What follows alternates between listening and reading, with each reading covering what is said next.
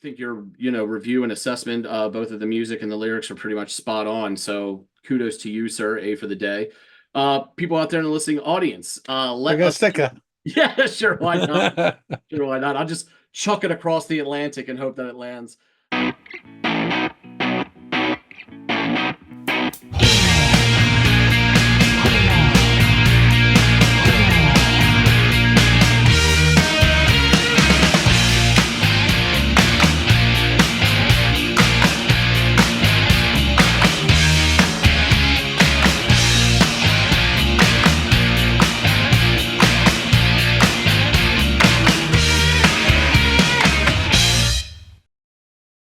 Hey, everybody, and welcome to another episode of Les Audiophiles. Je m'appelle Jean. He's Andy. Yeah. I am a lineman for the county, and I drive the main road, searching in the sun for another overload. More on that another time. Genuinely one of the best songs ever. But first, Andy, my friend, what have you got in store for us today? I have got some more from a band that you've heard of from me in the past. We are going to be revisiting the oeuvre of Hum. Do you recall our couple tracks that we've checked out by them?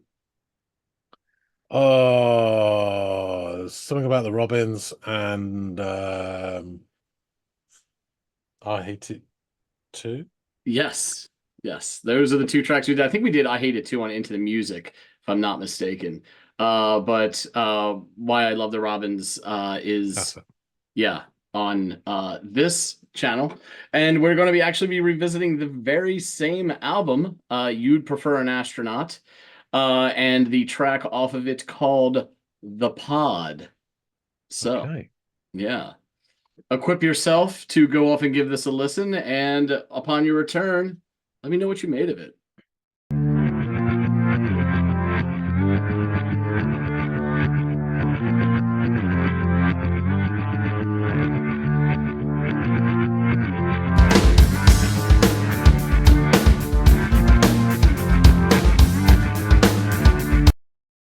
So interesting start. Backwards guitars must be. Instantly you hear that and you think 60s, which it clearly has nothing to do with it, but it just does. But it has that kind of unsettling effect, like signposting that something's not quite right. And I think the bass line is helping with that as well. And the beat kicks in very nice. Let's see how it goes.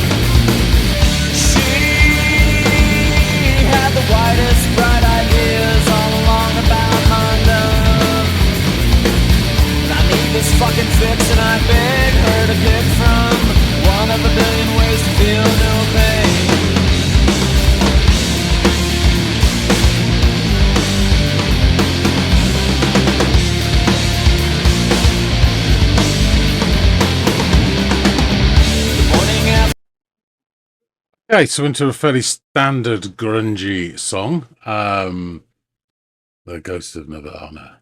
I think the danger of this is that bands mid-90s really fell in love with this sound and felt like that's all they had to do was get this distorted guitar sound, and that was enough. And there was so much of it out there that it all became homogenized, which is kind of like the opposite of what grunge intended. So yeah, this sounds decent enough. It's nothing that I haven't heard before. Lyric wise, catching You'd be surprised to hear bits and pieces. Something about Morning Scattered. Definitely heard the word drug in there. um, Smashed as Hell and something about Pounding Rain. And then so I'm guessing this is a scenario something to do with a woman and drugs, maybe both. Maybe she represents the drugs, or the relationship is bound up in drugs, or one of those things. But yeah, let's see how it goes. As I say, I do like the drums in this. It's quite they're kind of keeping the shit together under this fuzzy fog of guitars.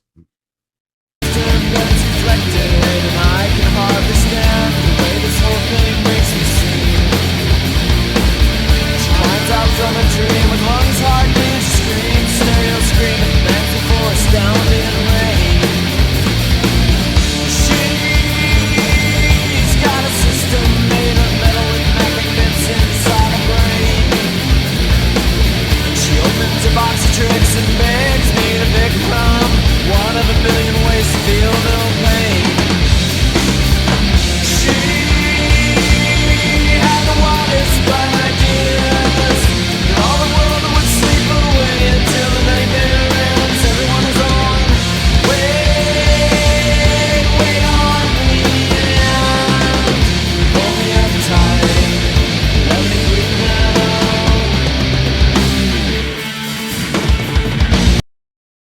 I had to break into something there. I'm just going to say, overall, there's like the other guitar slightly higher is trying to do really interesting things, but to my ears, it's all bleeding into one. There's not enough differential there because I think it's quite interesting what it's doing, but you can't hear it as well because you've got this overall fog. I guess it was the way it's mixed or whatever. That's my ears anyway. Other people probably sound completely wrong. Sound like it was about to break into something. I'll just do it back a little bit. You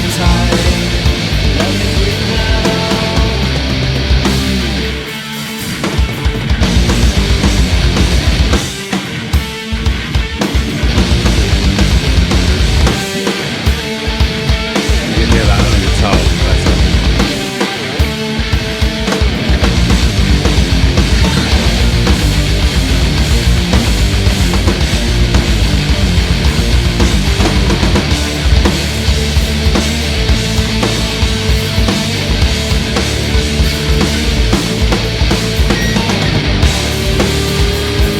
Nice drums.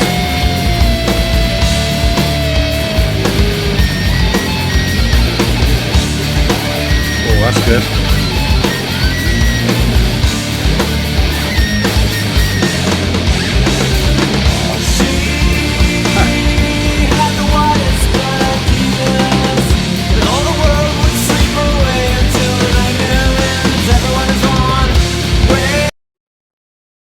It's like someone in the mixing desk has discovered another slider, and suddenly there's other stuff's come up, and there is no now more than one layer to the guitar, so you can really hear clearly, and it sounds 10 times better than the first couple of verses or parts or whatever you want to call it. Big difference to me.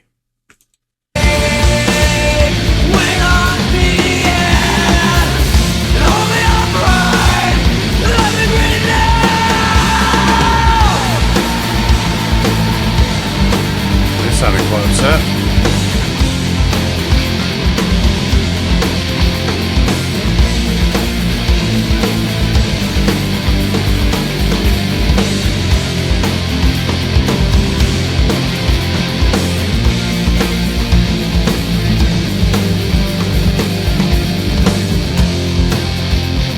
Acoustic.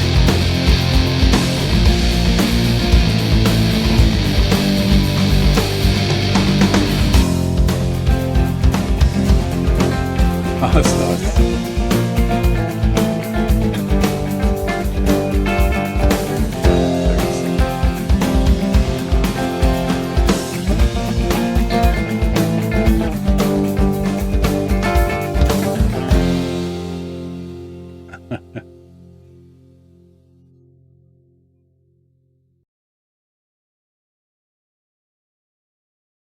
I have no idea what this means to do with the pod. Um, yeah, interesting song. Game of Two Halves, Ron. Definitely. Um, First half, standard fare. Kind of heard it 1,000 times before. Nothing wrong with it. Just couldn't pick it out of a crowd. Um, but that guitar solo, nice, like that shit. Um, and then it became a lot more interesting. Then you could hear, for me, much clearer. The sort of different guitars that added this other layer to it and actually made it all work a bit better. He lost his shit and it sounded like he jumped down a well or something. And then you had this acoustic melody riding in from the distance, like Lawrence of Arabia, going and going and going, and it took over, and it's quite pretty little ending as well. It's quite nice. So yeah, I really enjoyed the second half of this song. First half of the song wasn't that memorable to me, to be honest with you. But yeah, it's interesting stuff. Let's let's go back and discuss it a bit more with Andy. All right, glad to see you've made it back. So how was your experience revisiting Hum? So you may now exit the pod. Um, yes, I see from the thumbnail the return of the extraneous zebra. Um, so we start off with this sort of, if I'm not mistaken, backwards guitars, with this kind of like funky beat start. And you can't help it. It's like this Pavlovian reaction. You hear backwards guitars and you start thinking 60s straight away. Mm, It's got nothing to do with that whatsoever, but you ping. I mean, particularly Beatles, but other stuff as well. yeah. But the actual sound to it, and then when the beat and the bass comes in, it has this sort of signposting that something isn't right. It has like not an eerie quality, but a sort of things aren't quite right sort of feel to it. And the bass kind of underlines that with this. Um, I liked it. I really liked the start. And then the song goes into sort of standard grunge riff, sort of Nirvana adjacent. Um, my feeling on this is that and we talked about grunge ad nauseum. Um, that it's a good background wash, but it needs embellishment to make it interesting. I think so many bands, and I can't emphasize this enough, so many bands that I heard and was shoved down our throat in the mid-90s had this sound, but they thought that was enough. Yeah. They got this distorted guitar sound, and that was it. And they relied on it, and the whole thing became homogenized, which is the antithesis of what grunge began as. And at this point, mid-90s, we'd like 4 years of it nearly. And for fuck's sake, please think of something else. Yeah. So your man starts. So that's my sort of overall thing about. We've talked about the grunge before, and how we've come back and revisited grunge, and I was like, because I have almost this like feeling about it, but that's a flashback feeling rather than let's just listen to it again. And yeah. So Says, your man starts. says the man in a flannel shirt. Yeah, you go. So your man starts singing, and I'm not picking up whole lines of lyrics. I'm getting little sort of breadcrumbs. And what I pick up, I don't know if it's the significant words in the lines or not. So my sort of view of this may be coloured, and it may be like they completely. But some words do scream out. So he starts off morning scatters, something or other. I definitely hear the word drug. And then for some reason, there's a little bit that's quite clear to me. She wakes up smashed as hell, I think it is, and then something else, and something about pounding rain. And then there's a like extended she, and then I've written I need. I think it's I need this fucking fix. And then Mhm. something about a billion ways to feel no pain. So based on that, which could be wrong, I'm getting this scenario that is relating to a woman and drugs. Now, whether she represents the relationship with narcotics, because we've had that before, where it's a personification of Mhm. the narrator's thing, I don't know, or whether his relationship is an integral part of the relationship of drugs and her. It's like a triangle thing. We've had that thing before as well, so I'm not sure which, but there's definitely something in the mix there with it. And I think he seems to start almost every sort of stanza, verse, bit, whatever with she. So it's definitely quite important. So we get more meaty guitar huffing. Um, I would say that the drums are doing a really decent job within the sort of fuzzy center of the song. Um, there is, listening to it, there's a slightly buzzy, higher guitar sound over the general grunge. That's, I've written quitter here. It's quite, I believe, quite nice. But for my ears at this point, I don't know if it's a problem with the mix or something, or just me, but it's a danger. It's all bleeding into one guitar soup, and I'm not getting that differential enough. Mhm. So, first half of the song, up to about 2 minutes 30, is okay, but nothing that's gonna make me drop my cocoa, as it were. And then we get to the 2:30 point, and we get a breakdown. And this is quite nice because you get separate elements and they begin to, the drums are decent and have been all the way throughout, but you certainly begin to hear that, or I hear it clearer, that higher guitar sound over the fog of the chug. Now, don't get me wrong, I love a good chug, as they say. Um, but when it's all that, it doesn't do enough for me. But we get these breakdowns, and then it breaks cover after about 30 seconds, and some nice drumming work leads us into this really lovely, I call it squeaky door solo. And it's, it's just, and it kind of mimics also a bit of like a dying radio signal. We've had this before in other stuff, that effect. And it's, yeah, it's catnip to me. I absolutely adore that shit. I mean, it's very simple, but it just sounds great. Like that a lot. And then we go back into the verse. And I think I said in the action, I don't know if the guys suddenly found another fucking slider on the mixing desk, but the bits that I felt were missing from the earlier bits are there now. This additional guitar is lifted out of the main fuzz. You can hear it clearly, and it really adds so much more. I enjoy the second half of the song like 5 times more than the first half. I don't dislike the, don't get me wrong, it's just it was okay. But then it really just adds into it. And I think so much so, it's really affected the singer because he starts to lose his shit. And then with an echoing scream, he falls down a metaphorical well or something. He goes, which is quite, it is. It's almost like he's just all right. I'm jumping ship here or whatever.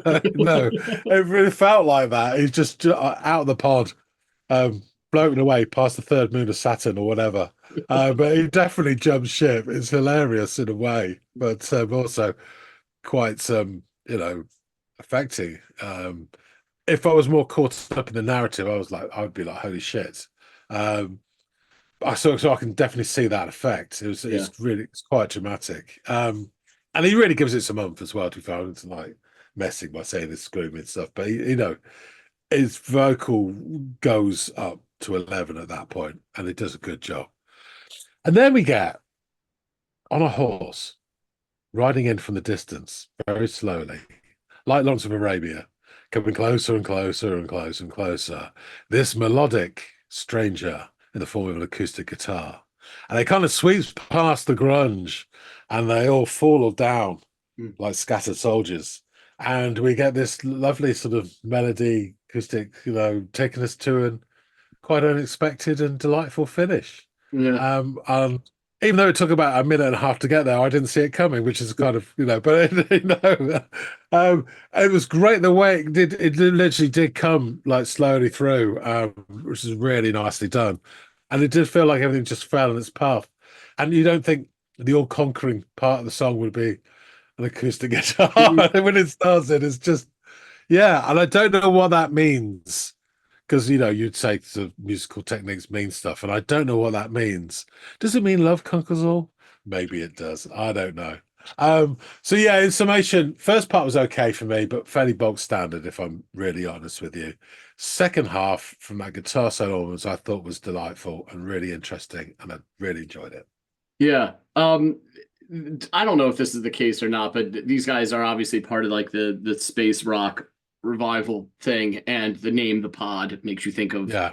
some vessel hurling through space.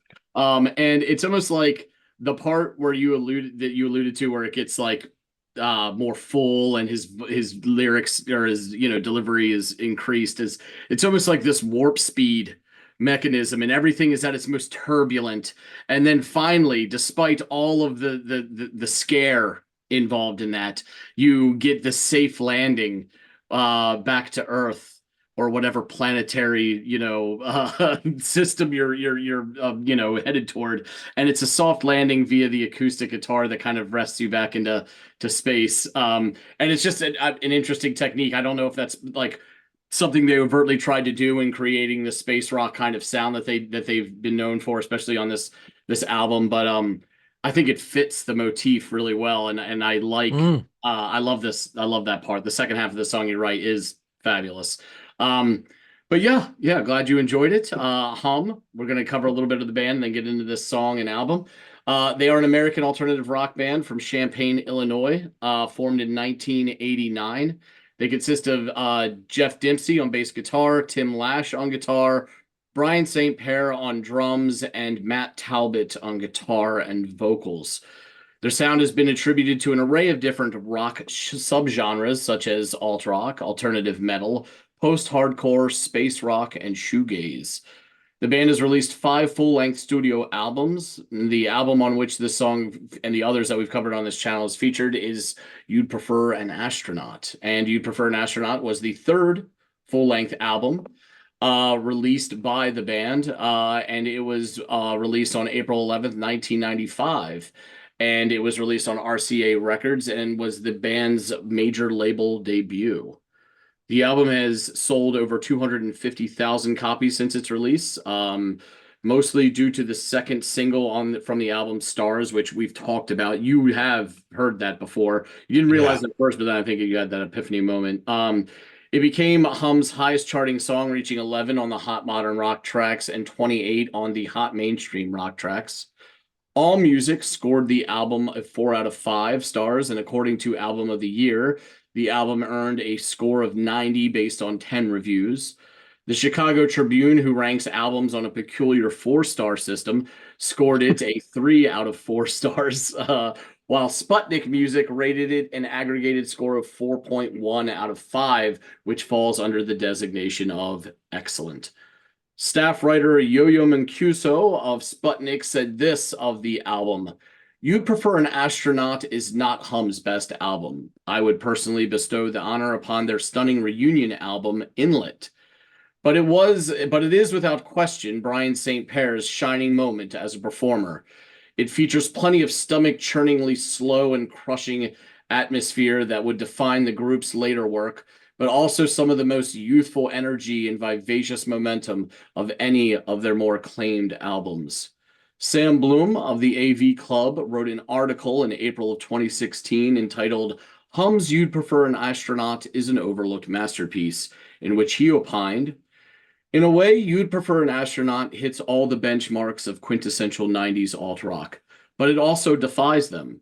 The Pod, the album's second track and largely forgotten second single, brims with fiery distortion. Its guitar solo draws more influence from a buzzsaw than an instrument with its strings. But perhaps what's most crucial to the record's staying power are its salient lyrics, which somehow blend themes of lovelorn romance with weird, fantastical concepts about nature and the cosmos. He also noted that Hum were a guitar rock foursome that formed and released 4 records in the 90s, an era which guitar rock was ubiquitous. Just as Talbot's flat, brooding voice was often lost in a sea of washy static on all of Hum's records, the band itself came to embody a footnote in time defined by Billy Corgan's, Kurt Cobain's, and Billy Joe Armstrong's. Hum's contribution to the 90s alt-rock canon has only ballooned in its isolated realm, though.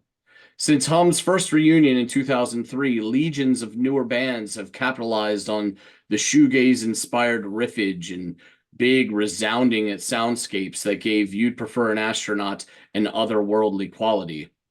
Writing on the band's massive influence on subsequent rock outfits, Far Out Magazine's Arun Starkey had this to say. Famously, Sacramento alternative metal pioneers and John's favorite, the Deftones credit Hum as one of their most important influences in terms of abstract lyrics, resounding riffs, and pulsating rhythm section. More recent acts such as Deaf Heaven, Nothing, Narrowhead, Teenage Wrist, and Avlov have also bring Hum to mind in different facets of their sound, aside from the crawling, pounding chord progressions and the use of distortion and chorus. So, let's jump into these lyrics. Morning scatters in, and I am steady like a drug, feeling out this one. She wake up smashed as hell and steadies her ass against the rail and bends before the pounding rain. She had the widest bright ideas all along about my love, and I need this fucking fix and beg her to pick from one of a million ways to feel no pain. The morning after bends reflected in, and I can hardly stand the way this whole thing makes me seem. She climbs out from a dream with lungs hardening. She screams at a stereo scream and bends before astounding rain. She's got a system made of metal with magnet bits inside her brain. She opens her box of tricks and begs for me to pick from one of a billion ways to feel no pain. She had the widest bright ideas that all the world would sleep away until the nightmare ends. Everyone is on. Wait. Wait on the end. Hold me upright. Let me breathe now. She had the widest bright ideas that all the world would sleep away until the nightmare ends. Everyone is on. Wait. Wait on the end. Hold me upright. Let me breathe now. So, with more than a couple Hmm. metaphors that can be linked to drug use, as you picked up. Yeah, hang on a sec. Can I Yeah, just say sure. before you explain, because this is a chance for me to make a consider myself. I just get the Please. feeling from that she is not a person. It sounds more like a concept. I even had a second where I thought, does it mean the internet? But there's some sort of conceptual thing. Um, yeah, obviously. That's what I got from that. Yeah, yeah, and you were right on picking up these allusions to drug use, like needing a fix and choosing from a million, or later in the same bit, he changes million to billion, which is a clever little twist to emphasize just how many A options growing, there are. Yeah, growing yeah, need, yeah. yeah, yeah, yeah. To feel no pain. Also this box of tricks, which is almost like, your stash box of different drugs you can use. I think of the lawyer opening the suitcase in Fear and Loathing, with all the different, possibilities before them. And I think the song illustrates it can mean different things. There's no like clear set, but I do. Yeah, yeah. It could be about a toxic relationship or both of them are drug addled. Um, but I also think that like in this case, she is his addiction, and sometimes he feels like he's in control, and other times he feels that he is under her thumb. Yeah. So it's interesting how it can be interpreted, but I tend to think that it's more of like it's just about him, but he's personifying his own addiction in this tune. And they did reunite in I think 2020 to release that album Inlet. Yeah. But since then, I think the following year or year after, 21 or 22, sadly, Brian St. Pierre passed away, their drummer, who was Mm. heralded by one of the writers as, really showing out on this album, which I mean, god damn, that middle part of I Hate It Too, when those drums come in and it Yeah. takes off from this really melancholic flat sound to this robust wall of noise, is one of the drum performances that stick out in my mind whenever I think of like crazy great drums in a song. So yeah, rest in peace, Brian St. Pierre. He was an awesome standout part of this band, gave them a lot of their sound and their oomph. So sad Mm. to think that there won't be another album after Inlet, because a lot of bands get together and they put something out and it's nowhere near on par with their earlier works. But here was this little gem that, as I stated in the notes, I mean, four of their five albums came out in the 90s. Then there was Mm. this 25-year period or whatever, or 20-year period, and they dropped something again. And it's not only is it like they pick up where they left off, but they show what they've learned in that interim period. Develops, yeah. Yeah, yeah. It makes you think when you get that, you may think, how is that possible? Yeah. Because most people, when they start a band or whatever, it is a product of their, usually of their environments and their influences. And so whether you like it or not, it's pretty much related most quite often geographically, but always time, you know. Yeah. And you develop and stuff, and you say so. You know, I know you said in a review recently that something had a classical sound in terms of it holds up through time, Yeah. and I think you're lucky if you ever get that. But you know, these great bands are, you know, you wouldn't get the Smiths in the noughties because whatever drove them then wasn't a, this is a different time and place, and rightly so. And it should be the popular culture reflects what's going on within society at that time. Mhm. So for a band to, you know, put out four albums in the 90s that have that sound and feel and fit right in, and the people listening to it as well are affected by those same things around them, and you get a synergy where it all clicks. And yeah, I like this. And then you say 20 odd years later, they bring something out with just how the fuck can you just get together at that time and just create stuff that isn't a pastiche of what you did before, but then you build on it. And Yeah. there's other Yeah. bands that have done really good jobs doing the same thing. And I just think, how?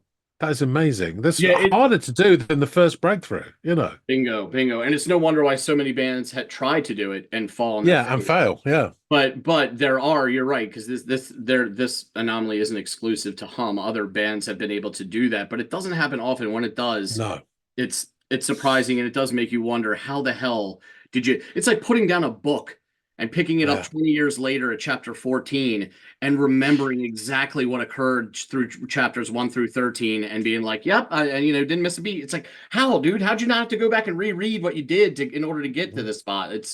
Yeah, it's Yeah. a pretty incredible stuff. And I think I've said this before in our past reviews, but this is definitely one of my favorite albums of the 90s. And I think it's so sadly overlooked for some albums that had far more commercial success, but lacked the um I don't know, the deft hand, the originality.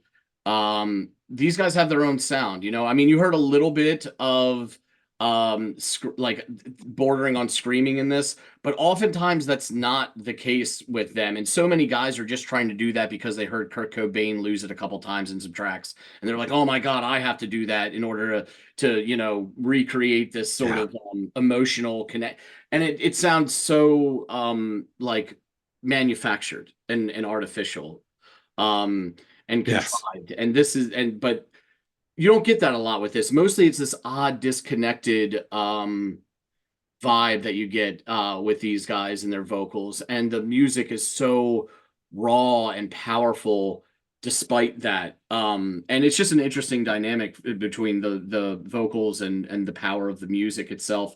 And yeah, I don't think there are a lot of other bands that came out of the 90s sounding like these guys. I mean, I think I said this a couple times before, where I kind of put like Hum and Failure in their own little pocket of goodness that came out of the 90s, and everybody else was just trying to recreate what someone else had done more successfully before them and really lacked any individual identity. And which is a shame. But I mean, that's what happens when you flood the market with money from record deals and everybody's trying to find the newest version of the last thing. And it's just, well, Yeah. so much of that is shit.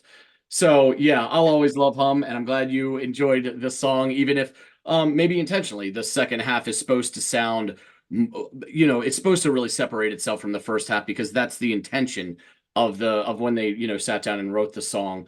In a similar way that I Hate It Too has that first half second half Mhm. dynamic that are totally different from one another. So yeah, thanks so much for giving the pod a listen, John. And tell me what you thought about it. I think your review and assessment, both of the music and the lyrics, are pretty much spot on. So kudos to you, sir. A for the day. People out there in the listening audience, I let got a us sticker.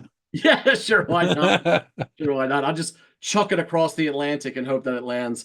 Guys out there in the listening audience, let us know what you thought of Hum and the song "The Pod."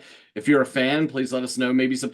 I'll be honest, I do like a lot of Hum's other albums, and there are tracks off it I like, and I'm probably going back to the "You'd Prefer an Astronaut" well a little too much. So if there's other stuff from other Hum albums you'd like me to pick out, feel free to shout them out. Otherwise, I'll go back to the laboratory and pick out some myself. But I'm always interested to hear from you guys and what you have to offer. This band reminded you of anybody else of the time? Please, whatever your thoughts are, drop them down in the comments field below. Also, while we have your attention, and if you're still here at this point, please like, share, and subscribe if you'd be so inclined. That really does help us here at the Audiophiles, gets this out to more people, brings more people hopefully in, and then we get to share music with them and they get to offer music to us, and it's all quite lovely the way it works out in the long run. So thank you very much for that. And hopefully John and I will catch all of y'all in growing numbers on the next installment of the Audiophiles. We'll see you later, guys.